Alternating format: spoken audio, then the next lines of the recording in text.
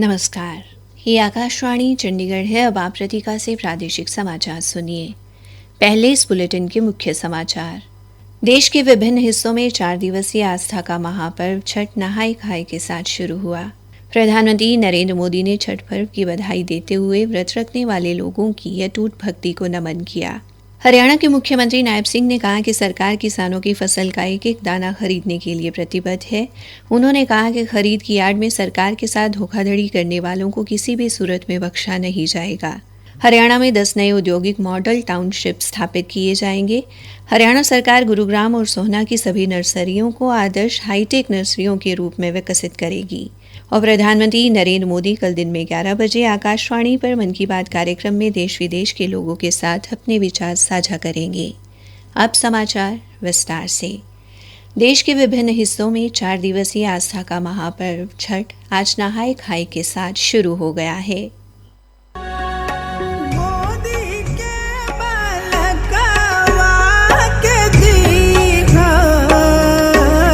छठी मैया ममता दुलार, छठी मैया ममता दुलार। सूर्य देव को समर्पित ये पर्व प्रकृति की पूजा और स्वच्छता का प्रतीक है, जो देश और विदेश में धार्मिक उत्साह से मनाया जा रहा है। पानीपत के उपायुक्त डॉक्टर वीरेंद्र कुमार दहिया ने बताया कि छठ पर्व के मद्देनजर श्रद्धालुओं की सुविधा के लिए घाटों पर सफाई और बेदी बनवाने सहित अन्य सभी कार्य कल ही मुकम्मल कर लिए गए। उन्होंने बताया कि शहर में असंध मार्ग व NFL रजवाहा समेत 7 जगह पर घाट बनाए गए हैं, जहां मुख्य तौर पर छठ पूजा का आयोजन किया जा रहा है। वहीं 15 से ज्यादा समितियां इस आयोजन की सफलता के लिए कार्य कर रही हैं। प्रधानमंत्री नरेंद्र मोदी ने छठ पर्व के अवसर पर देश और दुनिया भर के श्रद्धालुओं को हार्दिक बधाई दी है। सोशल मीडिया पोस्ट में श्री मोदी ने व्रत रखने वाले सभी लोगों की अटूट भक्ति को नमन किया और इस पर्व के गहन सांस्कृतिक महत्व पर प्रकाश डाला। इस अवसर पर प्रधानमंत्री ने छठी मैया को समर्पित एक भक्ति गीत भी साझा किया और छठी मैया से सभी पर अपनी असीम कृपा बनाए रखने की कामना की। रेलवे द्वारा त्योहारों के मद्देनजर यात्रियों की सुविधा के लिए 6000 अतिरिक्त रेलगाड़ियां चलाई जा रही हैं। आकाशवाणी से बातचीत में रेलवे बोर्ड के कार्यकारी निदेशक जनसंपर्क प्रचार दिलीप कुमार ने बताया, भारतीय रेल द्वारा यात्रियों की सुविधा के लिए इस वर्ष त्योहारों के अवसर पर 12,000 से अधिक ट्रेनों को चलाने का फैसला लिया गया है और इसी के मद्देनजर हम लोगों ने बड़ी संख्या में देश के विभिन्न हिस्सों से ट्रेनें चला करके यात्रियों को गंतव्य स्थान तक पहुंचाया है। इसके अलावा जो रिटर्न होते हैं पैसेंजर अपने अपने शहर से अपने कार्यस्थल की ओर, उनके लिए भी व्यापक तैयारी की है। करीब 6,000 गाड़ियां जो है इस अवधि में चलाई जाएगी। अतिरिक्त संख्या में टिकट काउंटर स्थापित किए हैं। हरियाणा के मुख्यमंत्री नायब सिंह ने कहा कि सरकार किसानों की फसल का एक एक दाना खरीदने के लिए प्रतिबद्ध है।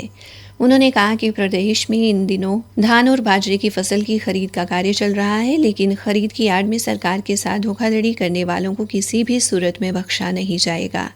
मुख्यमंत्री आज चंडीगढ़ में धान और बाजरा खरीद प्रक्रिया की पारदर्शिता और सुचारू संचालन सुनिश्चित करने के उद्देश्य से सभी संबंधित विभागों के अधिकारियों की एक उच्च स्तरीय समीक्षा बैठक की अध्यक्षता कर रहे थे। बैठक में सभी जिला उपायुक्त और पुलिस अधीक्षक भी ऑनलाइन माध्यम से जुड़े। बैठक में धान व बाजरा खरीद से जुड़ी व्यवस्थाओं, मंडियों की स्थिति, किसानों की शिकायतों और ई खरीद प्रणाली की समीक्षा की गई। मुख्यमंत्री ने स्पष्ट कहा कि राज्य सरकार किसानों के हितों के साथ किसी भी प्रकार का समझौता नहीं करेगी। उन्होंने नई अनाज मंडी कनीना और अनाज मंडी कोसली में ई खरीद पोर्टल और मार्केट कमेटी KH रजिस्टर की ऑक्शन में अंतर पाए जाने तथा गेट पास जारी करने की प्रक्रिया में अनियमितताएं मिलने के मामले में निलंबित किए गए कर्मचारियों और अधिकारियों पर प्राथमिकी दर्ज करवाने के निर्देश भी दिए। बैठक में अधिकारियों ने मुख्यमंत्री को बताया कि अब तक राज्य की खरीद संस्थाओं द्वारा 2,66,000 किसानों से लगभग 52,18,000 टन धान की खरीद की जा चुकी है।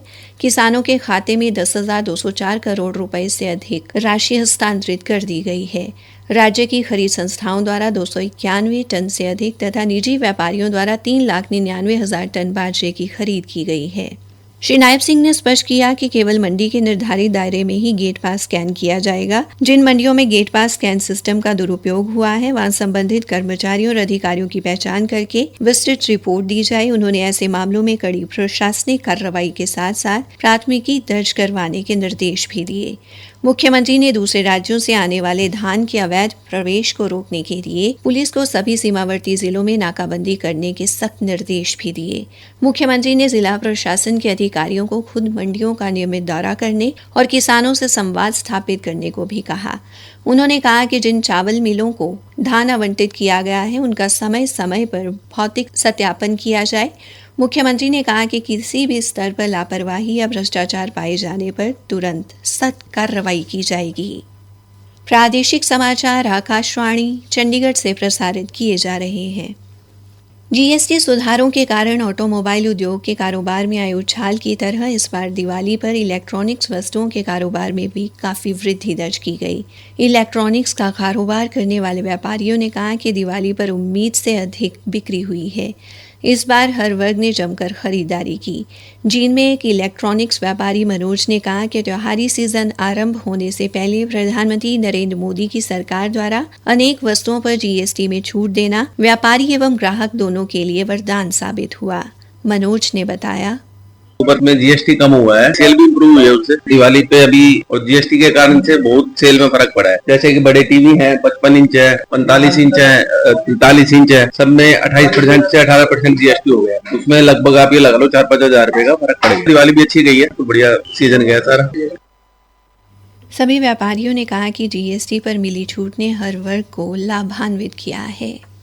हरियाणा के उद्योग एवं वाणिज्य मंत्री राव नरबीर सिंह ने कहा कि प्रदेश में 10 नए औद्योगिक मॉडल टाउनशिप विकसित किए जाएंगे।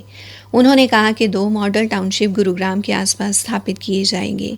उद्योग मंत्री ने कहा कि राज्य सरकार ने आने वाले 5 वर्षों की विस्तृत औद्योगिक रूपरेखा तैयार की है। अप्रवासी भारतीय दिवस के अवसर पर गुरुग्राम में वैश्विक निवेश सम्मेलन का आयोजन किया जाएगा, जिसमें विश्व भर के निवेशकों को हरियाणा में उद्योग लगाने के लिए आमंत्रित किया जाएगा। उद्योग मंत्री ने कहा कि वित्तीय वर्ष 2024-25 में 761 से अधिक नए उद्यमों को मंजूरी दी गई है और बैंकों के माध्यम से अब तक 5064 करोड़ 40 लाख रुपए का ऋण स्वीकृत किया जा चुका है। उन्होंने कहा कि राज्य सरकार का प्रयास है कि प्रधानमंत्री रोजगार सृजन कार्यक्रम को और अधिक सक्रियता से लागू किया जाए, ताकि नए उद्यमियों को ऋण के रूप में वित्तीय सहायता मिल सके। उद्योग मंत्री ने कहा कि गुरुग्राम अब वैश्विक शहर का रूप ले चुका है, जहां लघु भारत ही नहीं बल्कि लघु विश्व की झलक दिखाई देती है। उन्होंने कहा कि इस शहर को औद्योगिक विकास और पर्यावरणीय संतुलन का आदर्श उदाहरण बनाने के लिए हरित गुरुग्राम अभियान के तहत बड़ी औद्योगिक कंपनियों से CSR फंड के माध्यम से सहयोग लिया जाएगा। श्री नरबीर सिंह ने कहा कि वन विभाग ने गुरुग्राम और सोहना की सभी नर्सरियों को आदर्श हाईटेक नर्सरी के रूप में विकसित करने की योजना भी तैयार की है। इनमें ऐसे पौधे तैयार किए जाएंगे जिन्हें 1-2 वर्ष बाद शहर के विभिन्न हिस्सों में रोपा जा सके। उन्होंने कहा कि दक्षिण भारत की आधुनिक नर्सरियों का अध्ययन कर हरियाणा में वैसी ही मॉडल नर्सरियों को विकसित किया जाएगा। हरियाणा के बुजुर्गों ने राज्य सरकार द्वारा बुढ़ापा पेंशन को 3000 रुपये से बढ़ाकर 3200 रुपये किए जाने के फैसले का स्वागत किया है। उनका कहना है कि इससे उन्हें अपनी और अपने पोता पोती की जरूरत का सामान व दवाइयां इत्यादि खरीदने में मदद मिलेगी। भिवानी में बुजुर्ग महिला सरोज ने कहा, 32 में घर बच्चों के साथ कुछ सहारा हो जाता है। सरकार का धन्यवाद है जो पैसे बढ़ा रही है। वहीं एक अन्य महिला ने भी इस फैसले के लिए सरकार का आभार जताया है। मेरा नाम राजकुमारी है। सरकार ने अच्छा बुजुर्गों के लिए करा है, 3000 से 3200 रुपए कर दिए। बहुत अच्छी सरकार है। प्रधानमंत्री नरेंद्र मोदी कल दिन में 11 बजे आकाशवाणी पर मन की बात कार्यक्रम में देश विदेश के लोगों के साथ अपने विचार साझा करेंगे। ये इस मासिक कार्यक्रम की 127वीं कड़ी होगी। ये कार्यक्रम आकाशवाणी और दूरदर्शन के समूचे नेटवर्क, आकाशवाणी समाचार की वेबसाइट और mobile app news on AIR पर प्रसारित किया जाएगा। इसका सीधा प्रसारण आकाशवाणी समाचार, दूरदर्शन समाचार, प्रधानमंत्री कार्यालय और सूचना एवं प्रसारण मंत्रालय के YouTube चैनलों पर भी किया जाएगा।